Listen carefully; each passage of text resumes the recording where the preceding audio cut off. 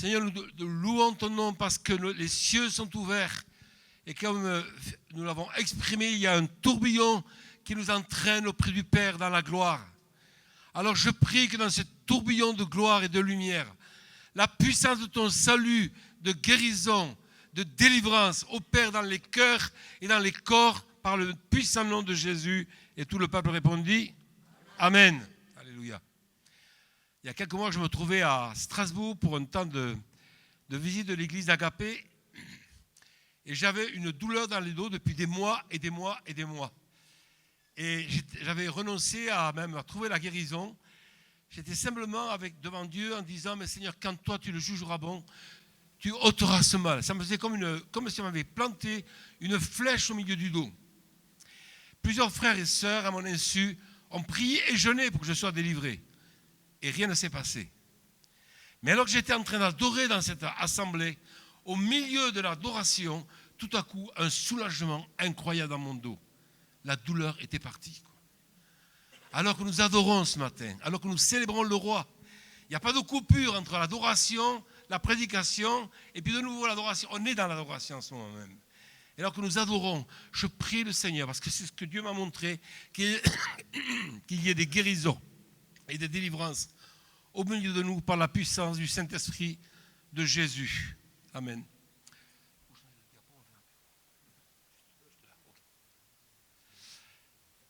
Il y a quelques années, je me trouvais en Israël pour un temps de visite pour des assemblées messianiques avec un frère. Et le samedi matin, nous étions donc en train d'aller vers le lieu de rassemblement. Et ce lieu de rassemblement se trouvait dans un immeuble. Et quand nous sommes montés dans cet immeuble, au premier étage, j'ai vu une salle avec des gens tout en noir qui, semblait-il, étaient en train d'adorer. Mais au moment où on a franchi ce palier pour monter dans la salle où l'assemblée était réunie, une forte pression est tombée sur moi. Et je me sentais démuni et j'ai dit, mais Seigneur, s'il n'y a pas un soulagement, comment je vais faire pour prêcher tout à l'heure? Et quand l'assemblée a entonné un chant d'adoration, au moment où la première note montait vers Dieu, il y a eu comme un craquement et la puissance du diable est tombée. Alléluia. Et on a chanté, il a vaincu la mort. Alléluia. Il a vaincu la mort dans ta vie. Il a la puissance de te restaurer. Il a la puissance de te guérir. Il a la puissance de faire de toi un sacrificateur. Car c'est ce que Dieu recherche au milieu de nous dans ce jour et dans cette matinée. Depuis le commencement, il y a eu une contestation dans la première création des cieux. L'adoration des êtres célestes a été dévoyée et s'est tournée vers Lucifer. Il a été déchu de sa position. Et selon Hébreux 9, Jésus a purifié les cieux souillés afin que nous puissions venir dans ce lieu pour adorer le roi. Ce qui est intéressant, c'est de savoir qu'il y a eu guerre dans le ciel. On voit ça dans le chapitre 12 de l'Apocalypse, entre le verset 7 et le verset 9. Il est parlé du dragon, le serpent ancien, le diable. Il est parlé de ceux qui sont levés pour combattre la puissance des ténèbres. Et à ce moment-là, dans ce passage, il nous est dit qu'il a été précipité, notre adversaire, le diable, et ses anges furent précipités avec lui. Dans cette première création, il y a eu une contestation de l'autorité et de l'adoration pour le roi. Ce que le diable veut faire par-dessus tout, il ne peut pas ôter le salut que Dieu a donné dans ta vie. Il ne peut pas ôter la part qui est la tienne, d'être un enfant du ciel, un enfant du royaume, un enfant de Dieu. Mais il va tout faire pour t'empêcher d'exercer ce mandat de sacrificateur que tu as reçu de Dieu. Car il faut que ceux qui l'adorent en esprit et en vérité. Ça, c'est le texte dont il est parlé dans Ésaïe 14 et Ézéchiel 28, concernant la chute du diable et la puissance de ténèbres qui est venue aussi sur la terre lorsque l'homme a chuté. La chose que j'aimerais voir avec vous en premier, c'est la vocation d'Israël. Dieu part d'un homme, Abraham, à qui il suscite un fils, Isaac, puis Jacob, et puis 12 patriarches qui vont engendrer la nation d'Israël. Et il va donner une vocation à ce peuple d'Israël. En Exode 19, verset 5. Maintenant, si vous écoutez ma voix et si vous gardez mon alliance, vous appartiendrez entre tous les peuples, car toute la terre est à moi. Vous serez pour moi un royaume de sacrificateurs et une nation sainte. Voici les paroles que tu diras aux enfants d'Israël. Il y a une double vocation pour le peuple d'Israël. La première vocation, c'est qu'il fait de la maison d'Israël un peuple saint, c'est-à-dire séparé, mis à part. Et l'apôtre Pierre nous redira aussi dans son épître qu'il a fait de nous un peuple saint, un sacerdoce royal, alléluia, un peuple séparé, des hommes et des femmes qui ne marchent plus selon l'esprit de la puissance de l'air, mais qui marchent selon les principes de son royaume à lui, un principe de lumière, de sainteté, un principe de joie.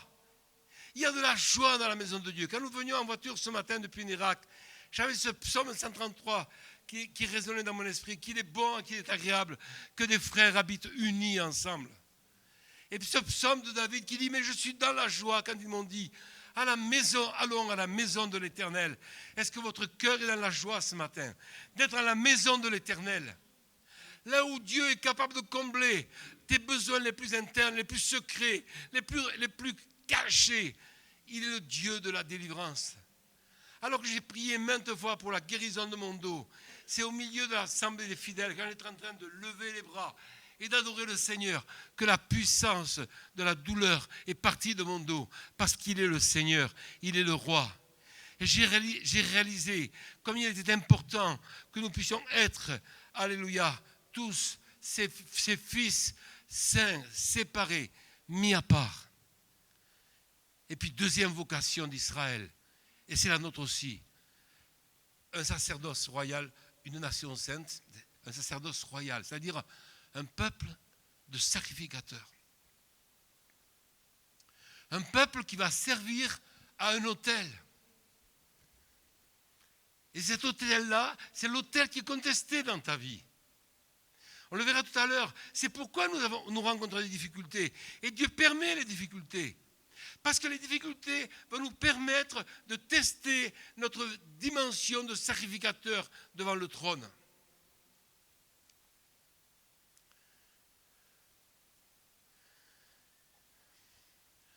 Ce qui est intéressant, c'est de savoir que le Seigneur va dire à une tribu, parmi ces 12 tribus qu'il a appelées, il va mettre une tribu à part, c'est la tribu de Lévi.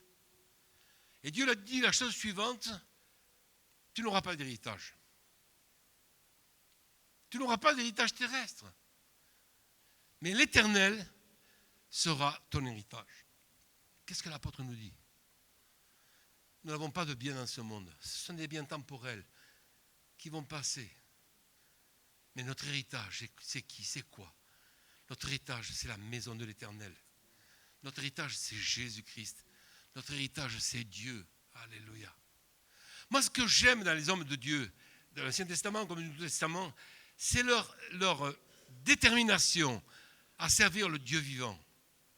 Vous connaissez l'histoire de Job. Job est un homme parfait parmi ceux de son temps. C'est un homme intègre, c'est le Seigneur qui le dit, qui marche dans ses voies. Il est tellement à servir à l'autel qu'il offre même pour ses enfants des sacrifices au cas où ils auraient péché. On voit l'image d'un sacrificateur incroyable. Et l'adversaire vient. C'était du temps où encore Satan pouvait se présenter devant Dieu. Et il dit, mais touche à ses os, tu vas voir, il va te renier. Touche à ses biens, et tu vas voir qu'il va se retourner contre toi. Et en fait, dans ces 42 chapitres, non seulement Job ne se révèle pas contre Dieu, mais il fait ressortir la dimension du Seigneur dans la gloire. Et il va dire à la fin de son livre, mon oreille avait entendu parler de toi, maintenant mon œil te voit. C'est pourquoi je me repens dans la poussière et dans la cendre. Et nous savons que donc Israël a failli. Et il a subi les conséquences de Deutéronome 28. Il va être amené à être dispersé, à aller dans la diaspora des nations. Ichabod. La gloire s'en est allée. Vous savez, c'est quand l'arche de Dieu a été prise qu'une des femmes des fils d'Élie a entendu que son mari était mort et que l'arche a été prise. Et elle s'est écriée Ichabod, c'est-à-dire la gloire est partie. Si nous marchons dans les ténèbres, si nous avons une vie double, sachez qu'il y a aussi Ichabod, la gloire s'en va. Je voudrais vous raconter une histoire qui m'est arrivée il y a quelques années, il y a même beaucoup d'années maintenant, plusieurs décennies. Je me suis laissé séduire un soir par le petit écran, ou le grand écran, dirions-nous aujourd'hui. Et j'ai vu des choses qui n'étaient pas licites pour moi de voir et de regarder. Et tout à coup, dans la salle à manger, j'ai entendu quelqu'un qui se levait du fauteuil à côté de moi et qui partait. J'ai eu la peur de ma vie. C'est évident que le Saint-Esprit se retirait parce qu'il ne peut pas cohabiter avec la puissance des ténèbres. Et cela m'a confondu et m'a amené à une profonde repentance en disant « Je ne veux plus jamais que tu partes, Seigneur. Je veux que tu restes avec moi. Je veux rester auprès de toi. » Alléluia. Mais il y a le Seigneur qui va donner, et c'est le point 2, la promesse d'un Messie, un libérateur. Car un enfant nous est né, un fils nous est donné, et la domination reposera sur son épaule. On l'appellera admirable, conseiller, Dieu puissant, Père éternel, prince de la paix, donné à l'empire de l'accroissement, et une paix sans fin au trône de David et à son royaume, l'affermir et le soutenir par le droit et par la justice dès maintenant et à toujours. Voilà ce que fera le zèle de l'Éternel des armées. À Isaïe 46, verset 10, le Seigneur nous dit que Dieu poursuit son projet. Et il dit un peu plus loin, dans ce même passage, « J'accomplirai les choses que je désire par l'homme que j'ai choisi, Ish ou Isha », c'est-à-dire mâle ou femelle. Dieu poursuit son projet. La gloire est partie. On pourrait dire que c'est la fin de l'histoire.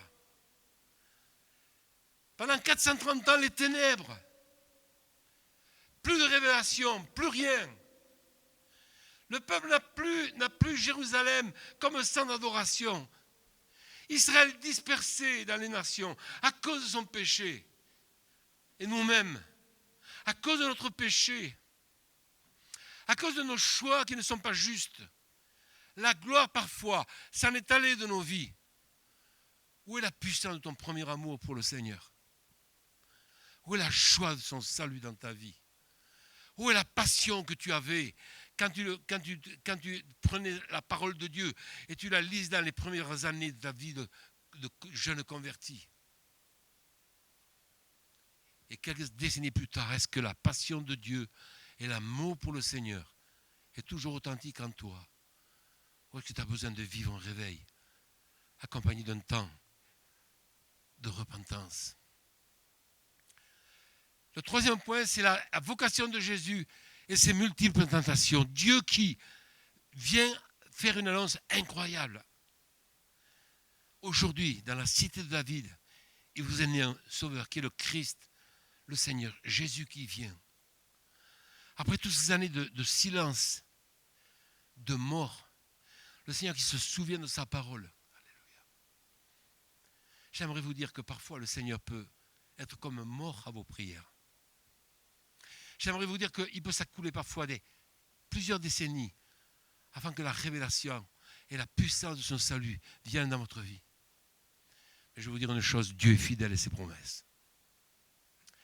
Il y a quelques jours, enfin quelques semaines maintenant, on a eu une rencontre à Sète, une formation pour les pasteurs, les hommes de Dieu, pour les équipes apostoliques de notre réseau. Et il y a un jeune couple qui est venu me voir. Il m'a dit, André, on voudrait manger avec toi, on voudrait te dire quelque chose. Alors on a pris un repas ensemble et ce jeune couple m'a dit, le jour de notre mariage, tu nous as dit, une église jaillira du sein de votre maison. Près de 4 décennies plus tard, c'est-à-dire près de 40 ans plus tard, il m'a dit, André, la parole que tu as dite se trouve accomplie aujourd'hui. Une église est née dans notre maison. Alléluia. Donc Dieu peut garder le silence pendant des lustres Et puis tout d'un coup, la révélation de son dessein, de son projet, ses promesses s'accomplissent. Alléluia.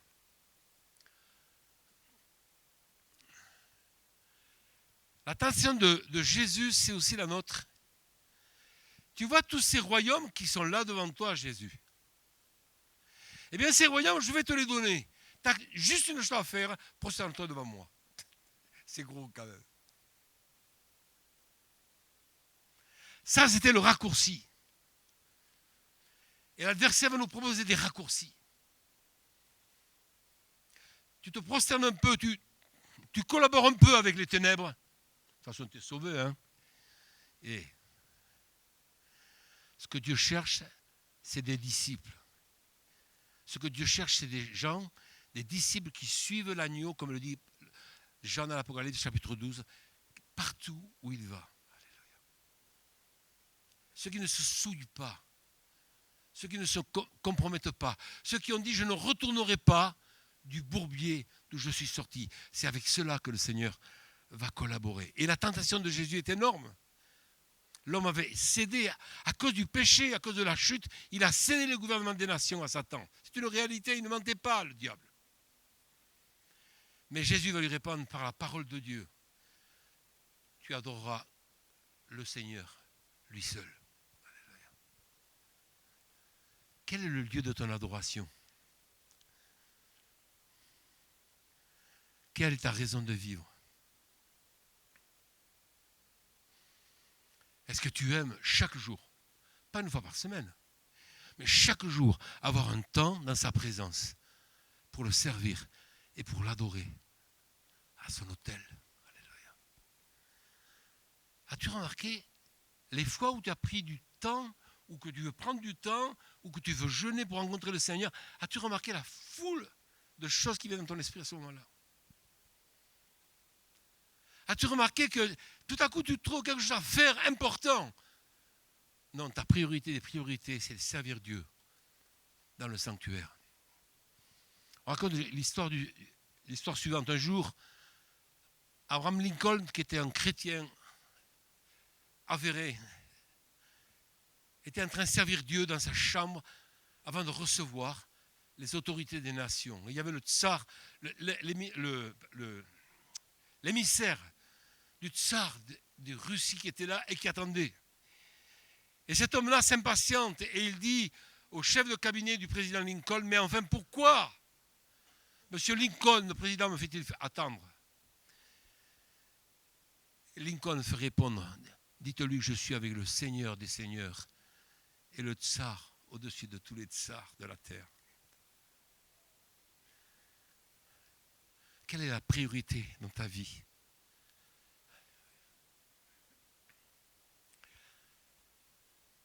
Je vous ai fait proclamer cette parole de Jean 4 tout à l'heure qui est tellement importante. Dieu est esprit et il faut que ceux qui l'adorent en esprit et en vérité. C'est en fait sans doute le clou de la conversation de Jésus avec la Samaritaine. Hormis qu'il a raconté tout ce que cette femme avait fait, il va lui donner il va l'amener à une révélation incroyable qui perdure jusqu'à ce jour. Dieu est esprit. Vous vous souvenez, les Juifs disent que c'est à Jérusalem qu'il faut adorer, et nous, les Samaritains, on dit que c'est sur cette montagne qu'il faut adorer. Et je lui réponds, non, ni sur cette montagne, ni à Jérusalem.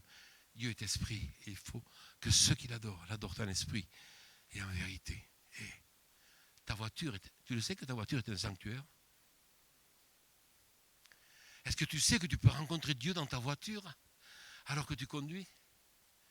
Est-ce que tu sais que ton lit et ta douche sont des sanctuaires? Il y a quelques années, je me trouvais avec des frères dans l'est de la France. Ils m'avaient invité, connaissant et sachant que j'avais un ministère de révélation, ils m'avaient invité pour connaître l'intention de Dieu pour eux. Et pendant 2 heures, j'étais avec eux, on a prié et rien. Et puis, une envie soudaine me prend d'aller aux toilettes. Un lieu incongru, n'est-ce pas? Et alors que je me rends aux toilettes, je ferme la targette, un ange qui m'apparaît. Et moi, j'éclate de rire, je dis, mais t'as pas un autre lieu pour te révéler à moi, Seigneur? Alléluia. Là où tu es, Dieu veut établir un sanctuaire de gloire. dans ta voiture, sur le lieu de ton travail, dans ta cuisine, dans ta chambre. Ma femme a un lieu secret que je vais dénoncer ce matin. C'est son bureau dans sa chambre. Et je sais que quand elle est là, il ne faut pas la déranger. C'est son lieu où on rencontre le Seigneur. Moi, c'est davantage dans mon jardin, devant mes poireaux, ou sur mon canapé que je rencontre le Seigneur. Mais il y a des lieux comme ça, comme s'il y avait une certaine consécration. Mais bien sûr, ce lieu consacré à cause de toi. Là où tu adores, Jésus se tient. Là où tu élèves le roi, la puissance du ciel est révélée. Il y a quelques temps en arrière, je me rendais à Toulouse et arrivé, vous savez, sur l'autoroute, quand on arrive sur Toulouse, on voit la plaine de toute la Garonne là, et la ville de Toulouse en contrebas. C'est un lieu fantastique pour intercéder. Et je me tenais à l'intercession, alors que je priais pour ce lieu, pour les églises du Toulousain. Tout à coup, 3 archanges qui m'apparaissent. Et le Seigneur me dit, parce que tu as commencé à intercéder, j'ai envoyé mes émissaires de gloire. Alléluia. Ma voiture est un sanctuaire. Ta douche peut être un sanctuaire. Le lieu dans lequel tu te trouves, si ce lieu est un lieu où tu adores le Seigneur, il devient un sanctuaire saint. Alléluia.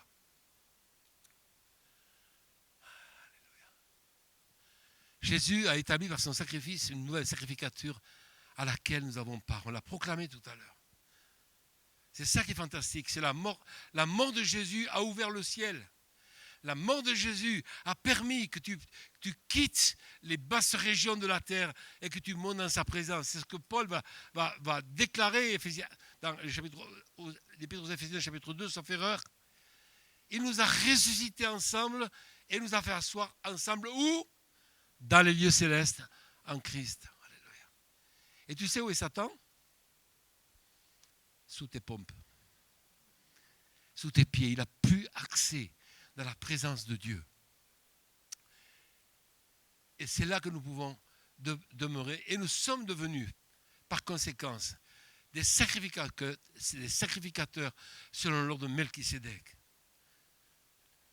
Melchisédek, vous le connaissez, c'est celui qui était appelé le roi de justice, et le roi de Salem, c'est Jésus-Christ. Il y a quelques semaines, on était dans un temps d'adoration dans la maison de prière à Lavardac, à côté de Nérac. Et au milieu de l'adoration, le Seigneur qui se révèle à côté de moi et qui me dit, je suis Melchisédek. Ça m'a impressionné. Jésus, le roi de justice de paix, qui est venu au milieu de notre assemblée, alors que nous étions adorés, et qui se déclare comme étant Melchisédek. J'ai pris conscience de la part qui était la nôtre et la gloire qui remplissait le tabernacle, qui remplissait ce lieu à cause de sa présence, mais aussi à cause de nous. Amen.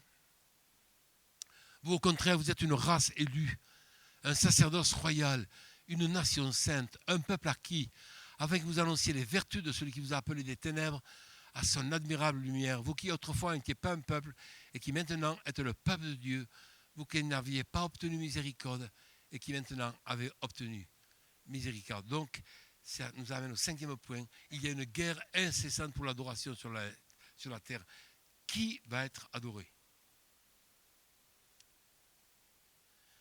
Il y a une multitude d'autels qui sont en train d'être élevés en ce moment sur la terre. À qui va revenir l'adoration ? Qui va se lever là en dernier sur la terre, vous le savez, c'est Jésus. Donc c'est à lui que nous les élevons. Et nous voulons élever un autel. Et notre service d'adoration est tellement important. Et ça, c'est un point que je suis en train de vivre. C'est le fait qu'un adorateur et un sacrificateur de la maison de Dieu va être testé dans son attachement au Seigneur par diverses épreuves. Et Pierre dira, mais ne trouvez pas étrange le feu qui brûle au milieu de vous. Ne trouvez pas étrange que Dieu passe par des épreuves. Nous, on a eu une succession d'épreuves, mais cette année 2024, je vous assure, on va la marquer d'une pierre rouge. Et la dernière en date, c'est mon petit-fils. Guillaume, vous avez appris la nouvelle, il fait une randonnée seul dans les Pyrénées et il dévisse sur 30 mètres. Il tombe. Et il n'a rien de cassé. Il reste en observation à l'hôpital, à Toulouse. Et les docteurs sont surpris. Aucun os qui a été classé. Des contusions, certes. Mais après une telle chute. Alors vous comprenez, mon fils aîné qui me téléphone, moi j'étais au lit avec une rage dedans, pas possible. Comme par hasard. Et puis j'apprends la nouvelle, je dis à mon fils, nous allons prier ensemble. Et on a prié, alors que j'étais au lit avec cette rage dedans. On a prié pour que Dieu relève la vie de Guillaume.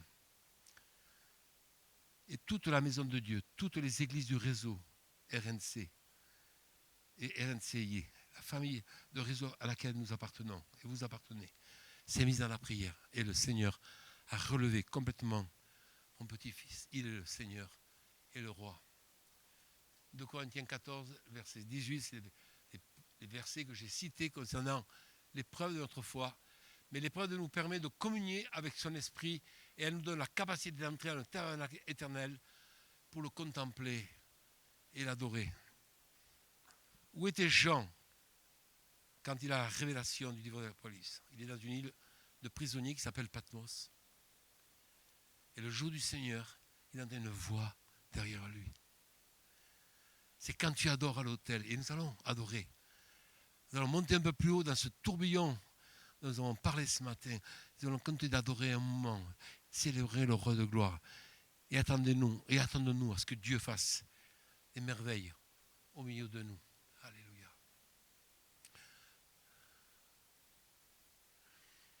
Dans les souffrances, les difficultés, les épreuves auxquelles vous avez part sont un signe de l'amour de Dieu. Et la puissance de sa consolation est capable de venir et de vous restaurer. Alléluia. Je termine par un dernier témoignage. Je me souviens de ce témoignage. Il y a quelques années en arrière, on a eu un feu. On pense que c'est intentionnel à côté de notre maison et la maison a failli flamber. C'était un samedi. Et puis Dieu a envoyé ses anges en la personne de Jérémie, mon fils, Delphine, Jean et Isabelle. Et la puissance de la consolation de Dieu est venue au milieu de cette épreuve. Alléluia. Ce qui est fantastique dans la maison de Dieu, c'est que nous ne sommes pas seuls. Ce qui est fantastique dans la maison de Dieu, c'est que nous avons des frères et des sœurs qui peuvent nous épauler et nous accompagner dans ces temps de souffrance. La maison de Dieu, c'est un lieu de convivialité, d'affection fraternelle, d'amour et d'amitié. Chaque fois que je vois Philippe le matin, quand j'arrive, il me dit toujours la même chose. « Ah, ça fait plaisir de vous voir. » Et j'ai dit « Mais moi aussi, ça me fait plaisir de vous voir. » C'est un tel bonheur de vous voir. Et c'est un tel bonheur de voir que Dieu bâtit sa maison. Alléluia. Et qui nous invite à célébrer sa gloire. Moi j'ai fini, mais on va continuer dans ce temps où il y avait ce tourbillon que j'ai vu moi aussi. Et on va adorer le Seigneur en esprit et en vérité. On ne se donne pas de limite. Le Seigneur nous montrera aux personnes responsables le moment de l'arrêt. Mais je vous invite à vous lever et à venir dans la présence de Dieu. Puis, s'il y a quelque chose dans ce qui a été partagé qui vous interpelle et vous voulez répondre personnellement à cet appel, alors peut-être que vous pouvez quitter votre place et vous avancer devant. On ne va pas prier pour vous, c'est le ministère du Saint-Esprit lui-même qui va travailler, qui va opérer et qui va agir selon son esprit et sa puissance. Vous avez le besoin de vous approcher, je vous en supplie, approchez-vous. Il y a quelque chose de la réalité de son royaume qui est là au milieu de nous. Et alors que nous allons célébrer le roi un peu mieux, nous allons monter dans sa présence, attendez-vous à un attouchement du Saint-Esprit. Donc, venez s'il vous plaît, approchez-vous. Il y a quelque chose de la présence de Dieu et de la puissance du Saint-Esprit qui vont opérer en faveur de son peuple ce matin, alors que nous célébrons sa gloire.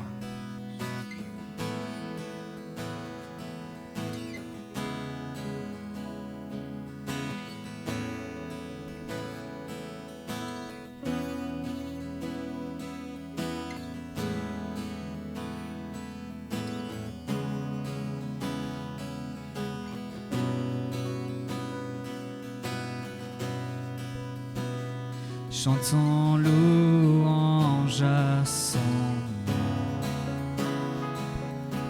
louange à son nom,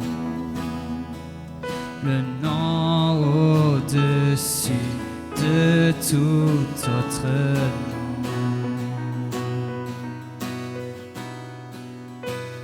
Chantons honneur à son nom, honneur à son nom, le nom bien plus grand que tout autre nom.